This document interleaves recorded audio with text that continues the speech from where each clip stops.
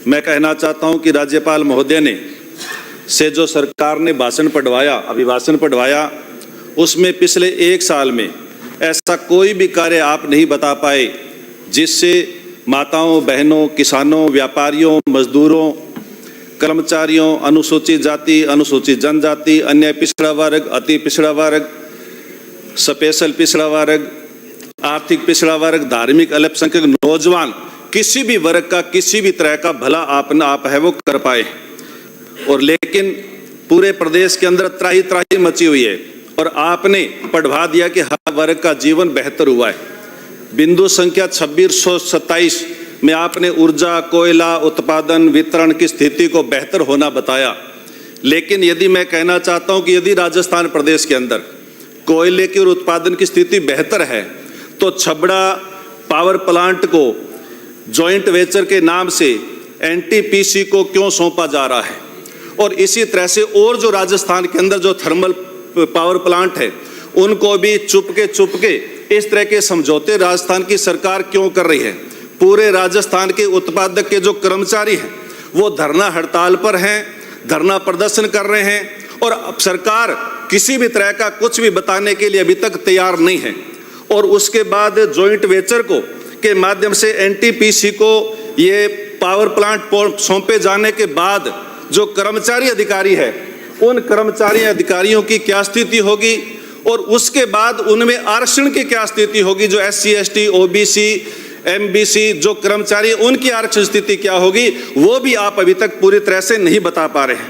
मैं यह भी कहना चाहता हूं कि इसी तरह से 2013 से 18 तक सरकारी स्कूलों को PPP मोड पर देने का काम आप लोगों ने शुरू किया।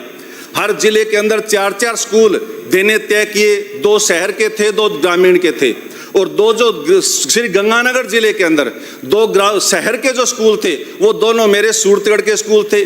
दोनों ऐसे स्कूल थे जो टॉप के स्कूल हैं जिनके अंदर 600 से 700 की स्ट्रेंथ है।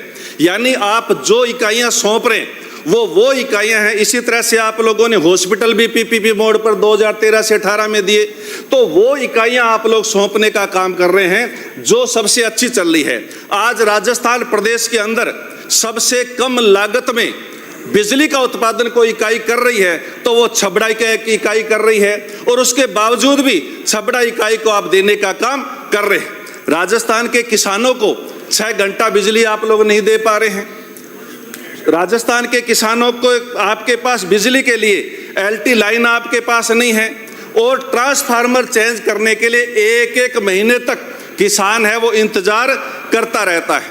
क्या आपके अधिकारियों को एक्शन है, AN है, JN है, उनको जो सरकारी फोन आप लोगों ने दे रखे हैं, क्या उनके सरकारी फोन आप चेक करेंगे कि उनके फोनों पर कितनी कॉलें हैं वो आई है और उन्होंने कितनी कॉल है वो किसानों की, आम लोगों की नहीं उठाई है? क्या ये आप लोग बता पाएंगे?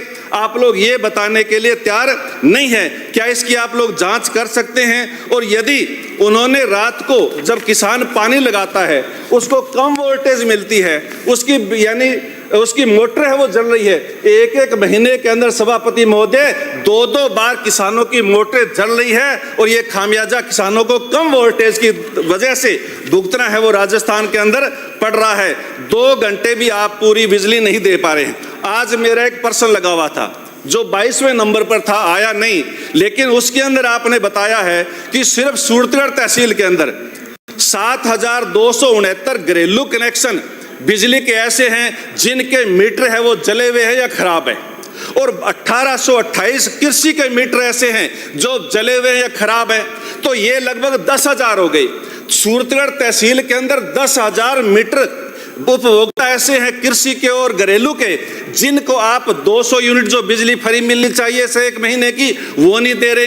2000 यूनिट बिजली की फ्री किसानों को मिलनी चाहिए वो अपनी दे रहे हैं और इस तरह से भार स्वीकृत करने के लगभग 1000 ट्रांसफार्मर है वो पूरे सूरतगढ़ के अंदर है वो बकाया पड़े हैं।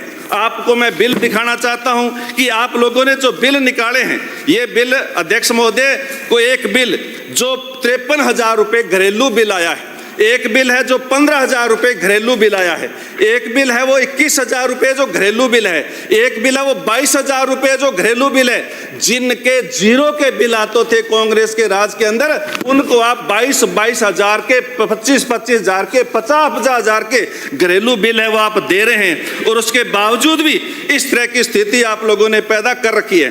बिंदु संख्या 60 पर आप लोगों ने सोसाइटी का जिक्र किया है। 30 लाख किसानों को ब्याज मुक्त ऋण देने का आप लोगों ने कहा है, लेकिन आपने ये नहीं बताया कि नए सिरे से सोसाइटी में हिस्सा जमा करवा के आप लोगों ने कितने किसानों को ऋण दिया है। पिछले 1 साल में एक को भी नहीं आप लोग नए सिरे से दे पाए हैं। वो सिर्फ ब्याज जमा कराते हैं, आगे वो उसकी काउंटिंग हो जाती है, इस तरह से आप लोग करते हैं। और सूरतगढ़ तहसील के अंदर 3 GB का जो मिनी बैंक है वो 9 करोड़ रुपए का सभापति महोदय घोटाला करके बैठा है। वहां यानी लगभग 50 दिन से वहां धरना चल रहा है इस बात का। और 9 करोड़ लोग जो खाए हैं, जो यानी घोटाला किया है, जो विभाग ने जांच की, उस जांच के अंदर 17 लोगों को दोषी पाया गया।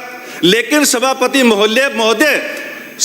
महोदय जांच के अंदर 17 लोगों को दोषी पाया, लेकिन FIR मात्र 3 लोगों के खिलाफ हुई, जिनमें से एक बीमार है, एक की डेथ हो गई, और एक तीसरा वो है जिसने इस घोटाले को उजागर किया, जिसने अधिकारियों को बताया कि 9 करोड़ का घोटाला हो गया है। और ये अध्यक्ष सभापति महोदय अब ये कहना चाहता हूं कि उसके अंदर उन लोगों के पैसे, एक बुजुर्ग यानी विधवा महिला ने अपने पति के एक्सीडेंट का पैसा जमा करवा दिया, 4 बच्चियां उनके पास है, और बैंक घोटाला कर गया। अब वो विधवा कहां जाए?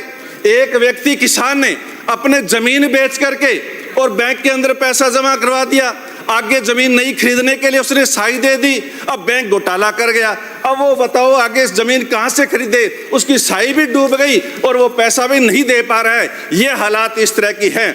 आप लोगों ने किसानों के बारे में यूरिया डाया का जिक्र आप लोगों ने किया, लेकिन यूरिया डाया की किस तरह से पिछले वो सीजन के अंदर कालाबाजारी हुई और किस तरह से किसानों को यूरिया डाया के लिए भटकना पड़ा, ये बात भी आप है वो पूरी तरह से समझ सकते हैं। चकबंदी आप लोग कर नहीं रहे हैं। पिछले 1 साल से चकबंदी पर कोई काम नहीं हुआ, पिछले 1 साल से खातेदारी पर कोई काम नहीं हुआ। जब किसान खातेदारी के लिए जाता है तो कहा जाता है कि मुख्य जबानी खातेदारी ऊपर से आदेश आया हुआ है कि माननीय मंत्री महोदय चैम्बर में जाकर बात चर्चा करेंगे तो ठीक रहेगा। अध्यक्ष माननीय मंत्री महोदय अपने चैम्बर में जाकर चर्चा करेंगे तो ठीक रहेगा। डोटासरा जी डिस्टर्ब कर रहे हैं। मंत्री महोदय चैम्बर में जाकर चर्चा करेंगे तो ठीक रहेगा। डोटासरा जी मंत्रियों को डिस्टर्ब कर रहे हैं। सभापति महोदय, सभापति महोदय, मैं ये कहना चाहता हूं कि पैरा नंबर 16, 17, 18 में आपने सिंचाई का जिक्र किया है, लेकिन क्या सरकार बताएगी कि 5 फरवरी के बाद किसानों को सिंचाई का पानी मिलेगा? क्या सरकार बताने के लिए, जवाब देने के लिए तैयार है?